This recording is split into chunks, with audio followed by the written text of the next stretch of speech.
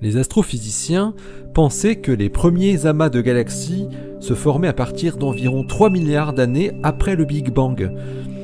Mais ce n'est pas ce que montre une observation effectuée conjointement avec les radiotélescopes ALMA et APEX. Les astronomes ont débusqué ce qui ressemble à l'amas de galaxies le plus lointain et précoce vu à ce jour, seulement 1,4 milliard d'années après le Big Bang. Ça se passe là-haut, par Eric Simon. L'objet en question est ce qu'on appelle un proto-amas de galaxies.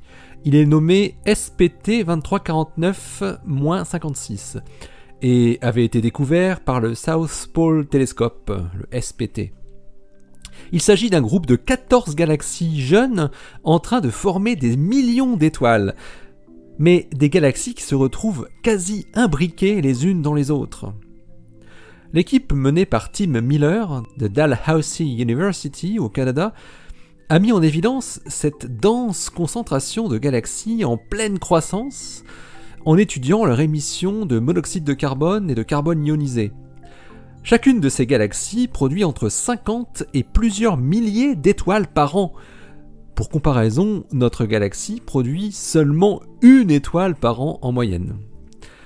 Tim Miller et ses collègues publient leur observation aujourd'hui dans Nature, quasi simultanément d'ailleurs avec une autre publication très similaire sur la découverte d'un autre proto-amas de galaxies légèrement plus proche de nous dans l'espace-temps, mais toujours situé à la même époque cosmique, à un redshift z égale 4 contre z égale 4,31 pour celui de Miller et ses collaborateurs. Les deux équipes n'avaient pas connaissance des travaux de l'autre. Le hasard fait bien les choses.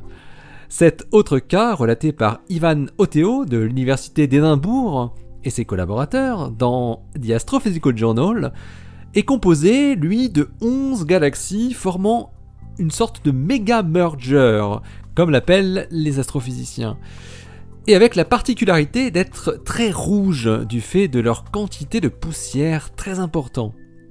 Ce proto-amas a ainsi été surnommé simplement DRC, pour Dusty Red Core. Les astrophysiciens ont eux aussi exploité l'incontournable réseau ALMA, mais accompagné cette fois, en plus d'APEX, le Atacama Pathfinder Experiment, de nombreux autres instruments comme l'ATCA, le Jansky VLA ou encore le télescope spatial Spitzer. Oteo et ses collègues ont pu estimer la masse de gaz et la masse totale du proto-amas DRC. Au moins 6,6 10 puissance 11 masses solaires de gaz. Eh oui, 660 milliards de masses solaires de gaz, pour une masse totale d'environ, accrochez-vous, 4,4 10 puissance 13 masses solaires. Ce qui fait donc 44 000 milliards de masses solaires. Et concernant SPT 2349-56, Miller donne une masse dynamique de 1,16 10 puissance 13 masses solaires. 11 600 milliards.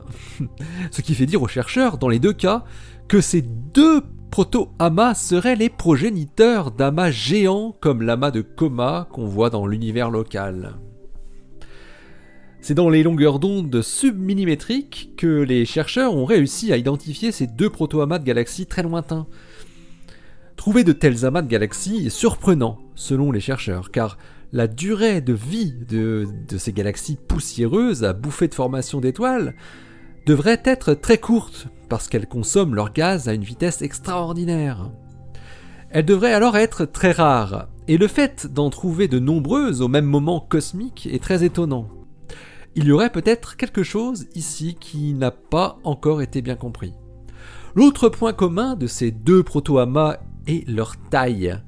Bien que contenant une dizaine de galaxies chacun, ils ont un rayon extrêmement petit, égal à la distance séparant la Voie lactée des deux nuages de Magellan, soit moins de 200 000 années-lumière, et donc avec une densité de matière considérable.